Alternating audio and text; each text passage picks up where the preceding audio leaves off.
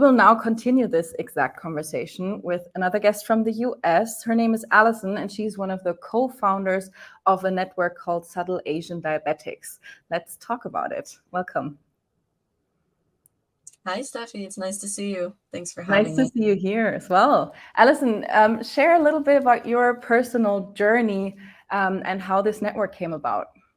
Yeah, of course. So let me share some pictures from our organization. So I was diagnosed with diabetes at age 11. And growing up, I just noticed there weren't a lot of Asians, people who looked like me, in diabetes spaces, whether that was diabetes camp or advocacy events. And as I grew up and met a couple other Asian diabetic friends, we kind of reflected on this common experience and decided to start this organization a couple years ago. We envisioned it as a community for Asian diabetics of all types, all backgrounds, no matter where they lived in the world, to kind of connect over our shared identity. We tried to have both ways to connect virtually as well as in person. So we really want to build a safe, inclusive community for us in the diabetic space. Can you share a little bit about why that is so important? I mean, for me, for example, it took me years to find the online community. I was diagnosed and I was the loneliest person in the world because I thought I was the only one with diabetes. Then I found the online community and I realized, oh, I'm not alone. There's so many people like me, but then again, everybody looked like me. So it was really easy for me to feel like I belonged.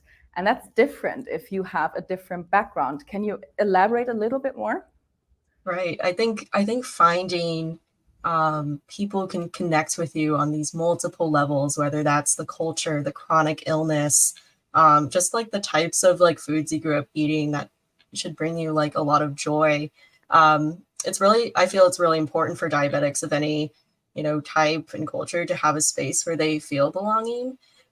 We've had some diabetics in our group who've come in and it's like, I've never even met a type 1 diabetic before, let alone another Asian diabetic before. And it's been so wonderful to like fold them into the group.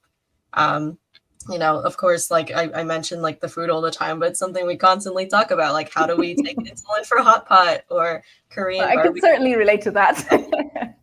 For boba, right? So there's different like cultural foods we have, and we also talk about with genetically Asians are like the minority of type 1 diabetes in general. There's just like lower awareness, lower familiarity among our Asian community, our parents, grandparents, they're not so familiar with seeing this disease where they grew up. And so it's having to also like educate our families about what it means and then how it emotionally impacts us as well.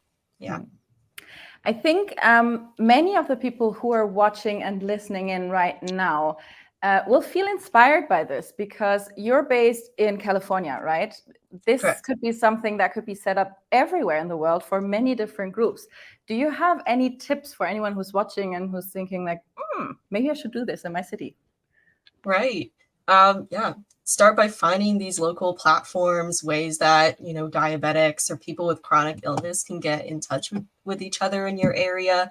You could also reach out to us. We try to like amplify like different members, and we're trying to get ways in which we can connect to each other in different countries. We have members from Malaysia, from Vietnam, from Canada, Australia, and the United States, and all these other areas. So we'd love to get involved. And here, these are just like general goals that we have like as a community and things that we should be advocating for, not just Asians, but other, culture groups or special groups within the diabetes community. We're always looking for more representation in diabetes leadership. We always want to advocate for like mental wellness and emotional self-care in all our groups with diabetes. And so we also have a little QR code. This is a resource list with it includes some like carb counting sheets for different Asian cuisines, which you may find useful the next time you try some Korean barbecue or something like that. But yeah, we appreciate giving the platform and always helping connect our Asian diabetics to each other around the world.